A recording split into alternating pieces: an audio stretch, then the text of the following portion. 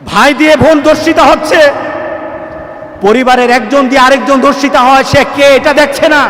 যার মা নাই সে বুঝে মার মর্যাদা, যার বোন নাই সে বুঝে বোনের মর্যাদা। রাসূল তো এই সমাজ বলে নাই, রাসূল কিন্তু এই সমাজ রেখে যায় নাই। রাসূল তো বলেছেন এমন একটা সমাজ কায়েম হবে, লা ইয়াখাফু ইল্লাল্লাহ, আল্লাহ ব্যতীত কোনো ভয় কারো কলিজায় থাকবে না। বর্তমান আমাদের বাংলাদেশে গোটা জাতি ধর্ম বর্ণ নির্বিশেষে সবার মাঝে যে একটা কলঙ্কের দাগ কেটেছে, একটা হৃদয়ে লেগেছে, সবার মাঝে একটা বেদনা সৃষ্টি করেছে, গোটা জাতি লজ্জিত হচ্ছে, এটা হলো গোটা বাংলাদেশের ধর্ষণ চর্চা। গোটা বাংলাদেশের ধর্ষণ চর্চা এমন পর্যায়ে হয়েছে, আমি গতকাল সার্চ করে দেখলাম শুধু 6 মাসে হাজারের উপর ধর্ষণ হয়েছে বাংলাদেশে। ডাটাটা কতটুকু সত্য কতটুকু মিথ্যা আমরা যাচাই করতে পারবো না, কিন্তু বর্তমান পরিবেশ আমাদেরকে এই চিন্তা বলে ডাটা সঠিক নয়, আরো বেশি হচ্ছে। গোটা পৃথিবী থেকে যখন আল্লাহ সুবহানাহু ওয়া তাআলা মুখ ফিরিয়ে নেন, তখন যে গজবগুলি চলে আসে, এটা হলো একটা গজব। আমি আজকে আপনাদের কাছে জিনিসটাকে এমনভাবে তুলতে চাই, আপনি কি মনে করেন মিডিয়াতে যারা খবর দেয়, মিডিয়াতে যে কথাগুলি আসে এটাই যথেষ্ট, নাকি আমাদের গ্রামগঞ্জে আছে ধর্ষণ? কয়টা বিচার হয়, কয়টার শাসন হয়, কয়টার জন্য কথা বলা হয়, কয়টা ধর্ষণের বিচার এই সমাজের মানুষেরা করছে? আর যতদিন পর্যন্ত এভাবে চলতে থাকবে, গজব আমাদের থেকে আল্লাহ উঠাবে না। আমি আজকে আপনাদের কাছে বলি, আমরা লজ্জিত এই কারণে, কাকে ধর্ষণ করা হচ্ছে, কে সে? আমি যদি বলি আমাদের কি মা আছে কিনা, ছিল কিনা, যাদের নাই মারা গেছে, ছিল কিনা?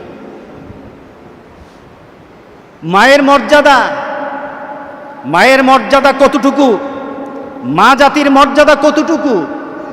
আপনি গোটা কোরআন খুলে, যদি গোটা কোরআন খুলে আপনি চিন্তা করেন যে পুরুষের নামে একটা সূরা আছে কিনা, গোটা কোরআনে পুরুষের নামে কোনো সূরা নাই, কিন্তু নারীর নামে আল্লাহ সুবহানাহু ওয়া তাআলা একটা সূরা দান করেছেন, মর্যাদা দান করেছেন। এই মর্যাদার প্রতিফলন কে ঘটাবে? এই মর্যাদাটা কে দেখাবে? রাসূল সাল্লাল্লাহু আলাইহি সাল্লাম। মর্যাদা তুমি দেখাতে হবে, পুরুষ জাতি মর্যাদা দেখাতে হবে, কারণ তোমার মতো পুরুষ জাতিকে আল্লাহ সুবহানাহু ওয়া তাআলা তোমার মায়ের পায়ের নিচে জান্নাত দান করে দিয়েছে। এই জাতির পায়ের নিচে তোমার জান্নাত। সেখান থেকে আজকে আমাদের বাংলাদেশের ধর্ষণ চর্চা, কালকে একজন কথা বলছিল আমার সাথে, আমাকে বলছে হুজুর দেশটা আইয়ামে জাহিলিয়াত হয়ে গেছে। আমি বললাম না, আইয়ামে জাহিলিয়াতে যা হতো বর্তমান আরো মডার্ন হচ্ছে, তার থেকেও বেশি হচ্ছে। এখন যা হচ্ছে আইয়ামে জাহিলিয়াতে তা হতো না। আইয়ামে জাহিলিয়াতে যদি কোনো ধর্ষণ হতো, এটা একটা গণ্ডির ভিতরে থাকতো, একটা স্বাভাবিক পর্যায়ে থাকতো, কিন্তু বর্তমানে যখন দর্শন করা হয়, দর্শন করে এটা আবার মিডিয়াতে ছেড়ে দেওয়া হয়। আইয়ামে জাহিলিয়াতের কোনো মিডিয়া ছিল না, সমাজের মধ্যে সে কলঙ্কিত হয় নাই, সমাজের মানুষ ব্যতীত হয় নাই। কি বলেন, ঠিক না? সুতরাং সে বর্বর যুগে যেমন বর্বরতা মানুষ করত, তার থেকে আরো বর্তমান সমাজের মানুষগুলি, বর্বর যুগে মানুষগুলি যত খারাপ ছিল, তার থেকে আরো বড় খারাপ হয়ে গেছে বর্তমান সমাজের মানুষগুলি।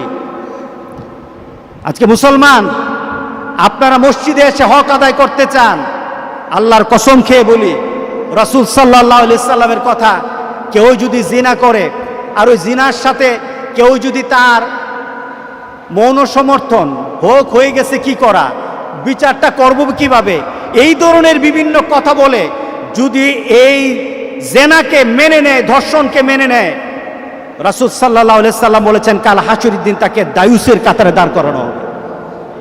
দায়ুস মানে কি? যে জিনা করে নাই, যে জিনা করে নাই। আপনার পরিবারের কে জিনা করলে আপনি প্রতিবাদ করলেন না, আপনি জিনা করেন নাই, রাসূল সাল্লাল্লাহু আলাইহি সাল্লাম বলেছেন কাল হাসরের দিন আপনি দায়ুসের কাতারে দাঁড়িয়ে যাবেন। দায়ুস মানে কি? দায়ুস মানে কি?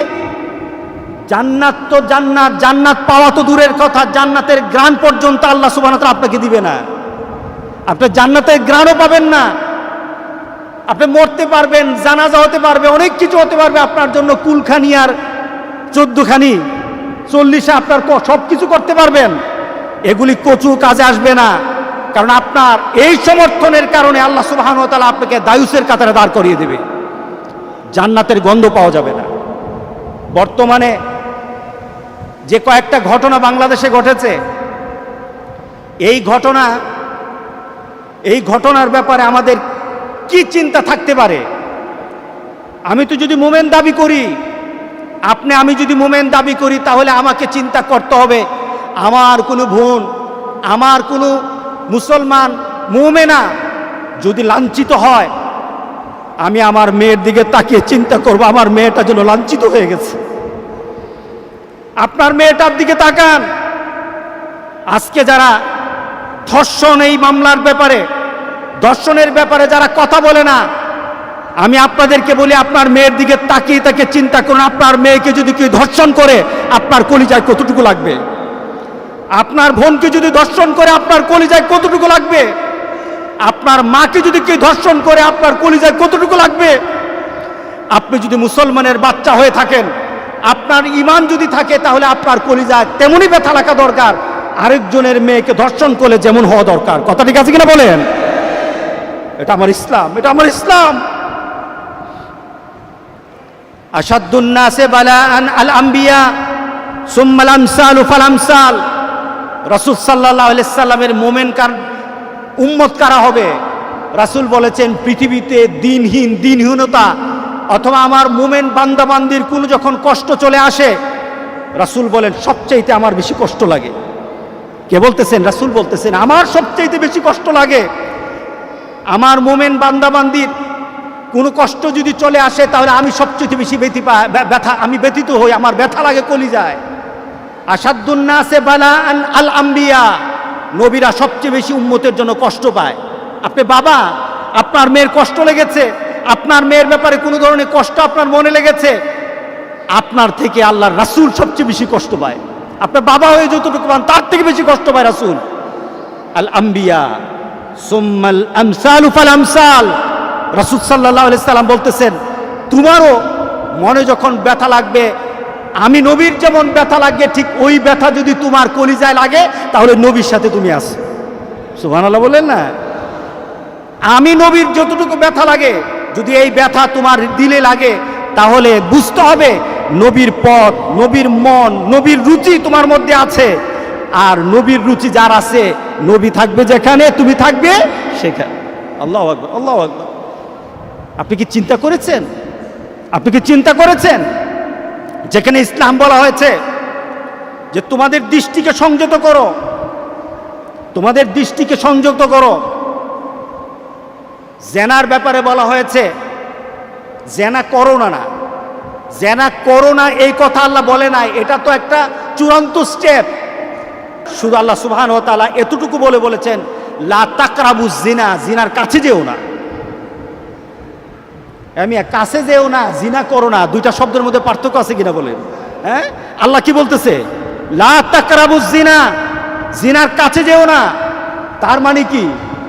কাছে যেও না মানে কি? জিনা সংগঠিত হতে পারে এমন কোন পরিবেশে তুমি যেও না যেন তুমি জিনার মধ্যে পড়ে যাও, যেন তুমি জিনার মধ্যে পড়ে যাও। তোমার চিন্তায় যদি থাকে, তাহলে জিনার কাছেও যেও না মানে কি? ওই পরিবেশটা যেন সৃষ্টি না হয়, ওই পরিবেশ যেন সৃষ্টি না হয়। আজকে আপনারা আমার কাছে প্রশ্ন করি, বাংলাদেশের বর্তমান আমাদের ছেলে মেয়েগুলি যেইভাবে চলছে, যেই গতিতে চলছে, যেই নীতিতে চলছে, যেই আদর্শে চলছে, যাকে মানছে, যেই তরিকায় চলছে, তাহলে আমি মনে করি জেনা তো আরো দিন দিন বাড়বে, দর্শন তো আরো বাড়বেই। কারণটা হলো এই নীতিটা আল্লাহ রাসূলের নীতি না। এই নীতি আল্লাহ রাসূলের নীতি না। যেই নীতিতে তোমরা এই সমাজের মধ্যে নিজেদের মেয়েকে হেফাজত করতে চাচ্ছ, এই নীতি দিয়ে তোমার মেয়ের চরিত্রকে তুমি হেফাজত করতে পারবা না। কি পারা যাবে নাকি? আপনার মেয়েকে পারবেন? পারবেন না। যেই নীতিতে আপনার মেয়ের মর্যাদা আপনি চাচ্ছেন, এই নীতিতে আপনার মেয়ের মর্যাদা বাড়বে না। যেই নীতিতে আপনার মেয়ের শান্তি আপনি কামনা করছেন, এই নীতিতে আপনার মেয়ের শান্তি পাওয়া যাবে না। যেই নীতিতে আপনার মেয়েকে একজন বিদুষী নারী বানাতে চান, যেই নীতিতে বড় করে আপনার মেয়ের একটা রেহেম, এমন একটা মা বানাতে চান, যেই মা হবে দুনিয়াতে শ্রেষ্ঠ, যেই মা হবে আখিরাতে শ্রেষ্ঠ, এই নীতিতে আপনার মেয়েকে ভালো মা বানানো যাবে না। কি বলেন? যাবে নাকি? এই নীতিতে যাবে না। এর জন্য আমাদের কি করা দরকার? আমাদের কি করা দরকার? আমার মেয়েকে, আমার ছেলেকে যদি ভালো বানাতে হয়, একটা কথা আছে, একটা কথা বলে আলোকিত সমাজ চাই। আপনার সন্তানকে আলোকিত করতে চান, আপনার সন্তানকে ব্রাইট করতে চান, আপনার সন্তানকে আপনি উন্নত করতে চান, আপনার ছেলে যখন ঘুরে ধরে যায় তখন আপনি উন্নত করতে পারবেন না। আপনার সন্তানের জন্য আপনি প্রিভেন্টিভ করতে হবে, অর্থাৎ লা তাকরাবু জিনা, এটা হলো প্রিভেন্টিভ। এই প্রিভেন্টিভ যদি দিতে পারেন, অর্থাৎ পূর্ব থেকেই যদি তাদেরকে জিনার ব্যাপারে আপনি যদি এই চিন্তা দিয়ে দিতে পারেন যে জিনা যদি করো, রাসূল সাল্লাল্লাহু আলাইহি সাল্লাম কিছু সংখ্যক দুজুকে দেখলেন, কিছু সংখ্যক মহিলা পুরুষ তাদেরকে পাওয়া গেল তারা দুজুকের আগুন উত্তপ্ত হচ্ছে, তাদের পেটগুলো অনেক বড় বড়। রাসূল সাল্লাল্লাহু আলাইহি সাল্লাম জিজ্ঞাসা করলেন এরা কারা? জিবরাইল আমিন বললে আপনার উম্মতের যারা জিনা করেছে, আপনার উম্মতের যারা জিনা করেছে তারা। রাসূল সাল্লাল্লাহু আলাইহি সাল্লাম দেখলেন, শাস্তির ব্যাপারে দেখলেন যে তাদেরকে দুজুকিদের জন্য সবচাইতে কষ্টের হবে। দুজুকিদের জন্য সবচাইতে কষ্টের হবে যারা পৃথিবীতে জানা করেছে, তাদের লজ্জাস্থান থেকে যে দুর্গন্ধ বের হবে, দুজুকিদের সবচাইতে কষ্টের কারণ হবে ওই জেনাকারীর লজ্জাস্থান থেকে যেন দুর্গন্ধ বের হবে, দুর্গন্ধটা তাদের কষ্ট বেশি হবে। তাহলে চিন্তা করতে পারেন, দুজুকিরা পর্যন্ত সেদিন কষ্ট পাবে ওই জেনাকারী আর জেনাকারিনীর জন্য। আজকে আমাদের বাংলাদেশে যেভাবে জেনা হচ্ছে, যেভাবে ধর্ষণ হচ্ছে, দুটো দিক এখানে। একটা হলো জেনাটা কি? এটা সম্মতিতে হতে পারে অথবা অন্য কোনো, আরেকটা হলো ধর্ষণ করা অসম্মতিতে। শাস্তি আছে কিনা? আপনি প্রিভেন্টিভ করলেন না, চলে আসলো এই পর্যন্ত, তখন কিন্তু শাস্তির পর্যায়ে চলে যেতে হবে। তখন আর কোনো ধরনের এটা থেকে বাছাবাছি করা যাবে না। কারণ এইভাবে যদি সমাজ চলতেই থাকে, এই সমাজে আমাদের মেয়েগুলি রাস্তাঘাটে চলা তো দূরের কথা, আমাদের ঘরগুলির মধ্যে থাকতে পারবে না, ঘরগুলিতে থাকতে পারবে না। রাসূল সাল্লাল্লাহু আলাইহি সাল্লামের জামানায়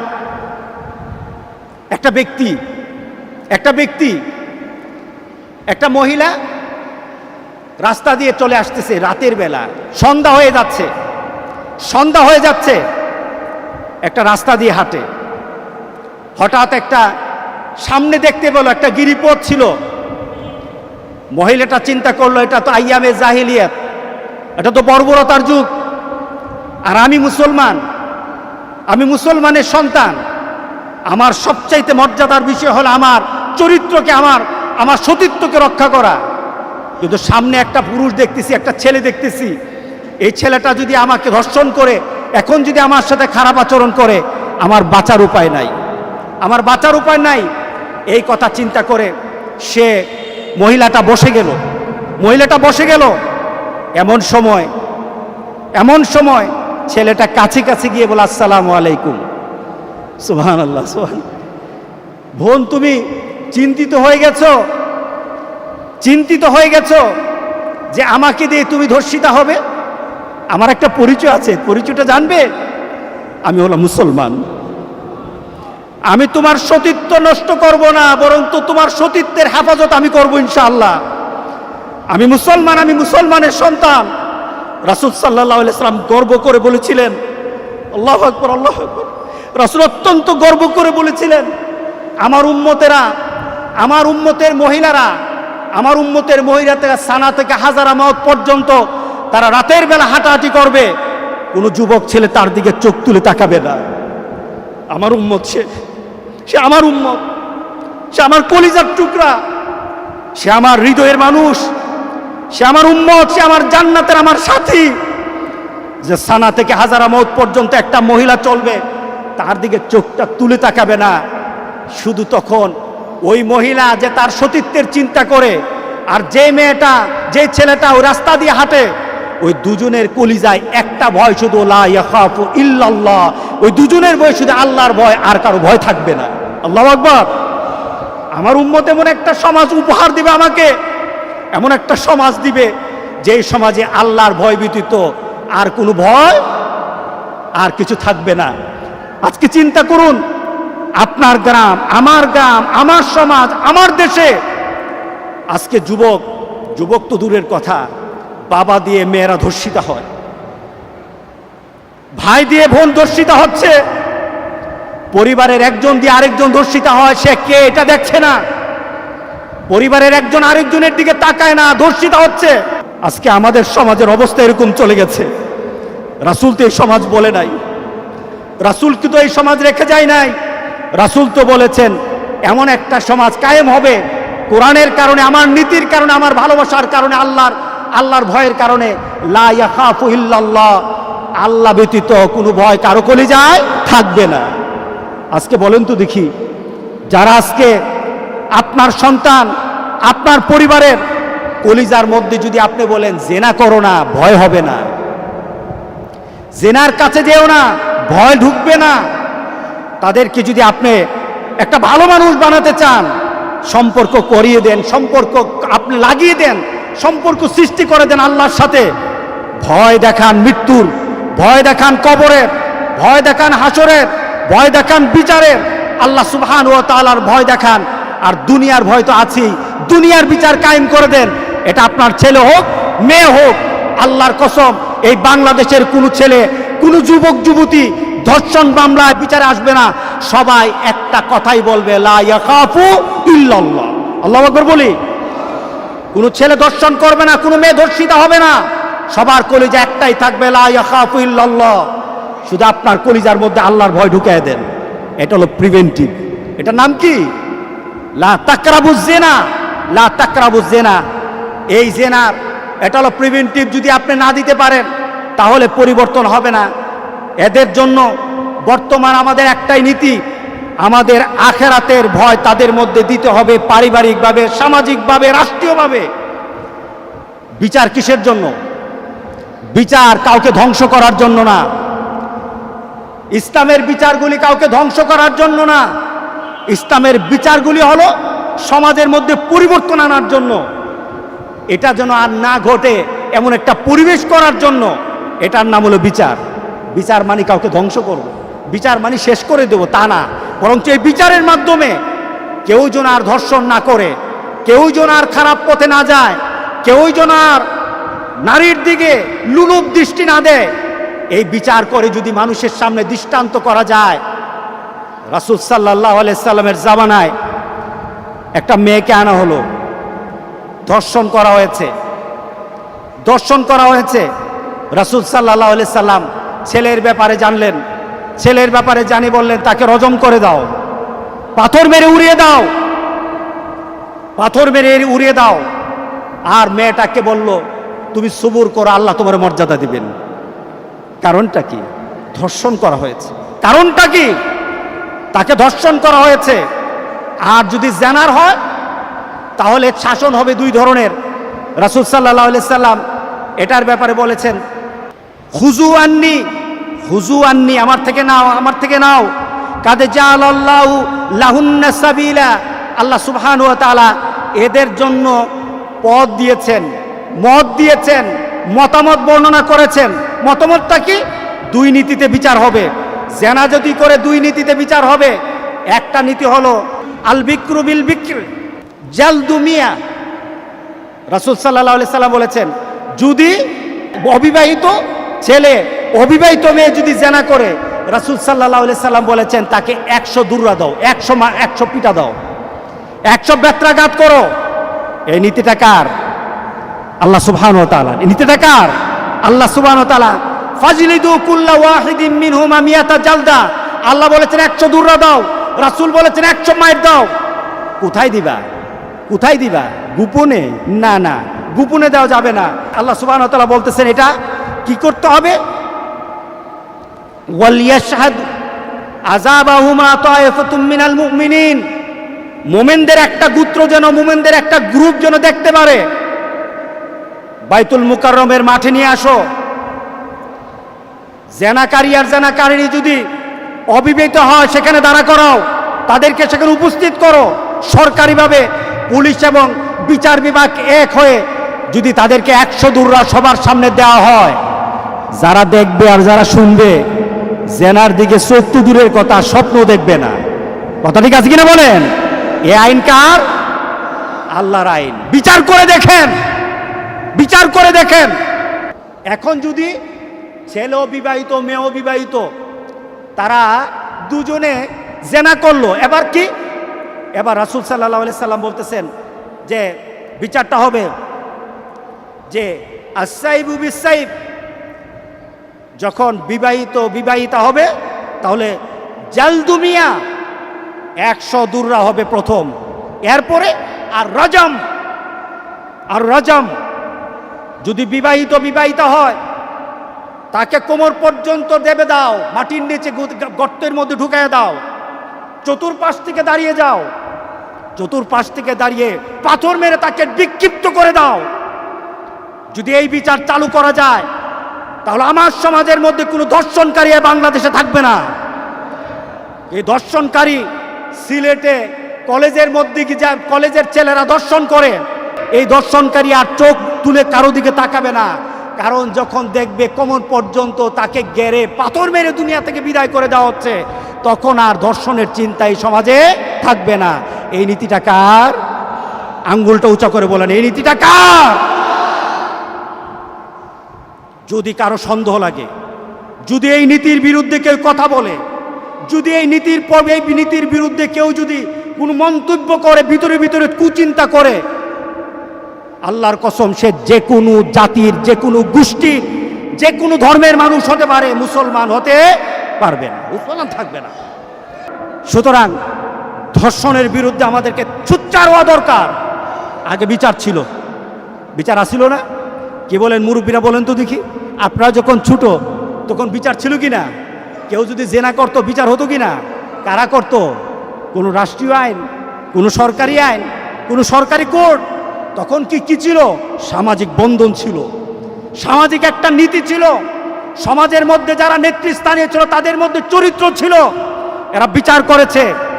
আমরা ছোটকালে দেখেছি, যখন আমরা ছোট, যারা জেনা করেছে তাদের বিচার হয়েছে, তাদেরকে দুর্রা মারা হয়েছে।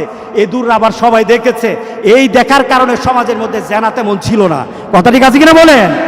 এখন তো বাড়িতে বাড়িতে জেনা, এখন তো বাড়িতে বাড়িতে জেনা। জেনার অবস্থা এখন, একজন আমাকে বলে হুজুর, এক গ্রামের লোক বলে হুজুর, এক সর্দার বলে হুজুর, জেনার বিচার যদি আমরা ঠিকভাবে করি তাহলে আমার গ্রামে কোনো লোক রাখা যাবে না, সবার পিঠের চামড়া উঠে যাবে। জেনার বিচার যদি করি আমাদের গ্রামের লোক অধিকাংশের পিঠের চামড়া উঠে যাবে। কথা ঠিক আছে কিনা বলেন? সমাজে জেনা এইভাবে চলে আসছে। এই জেনা দূর করতে হলে বিচার কার চাই? বলেন, কার বিচার চাই?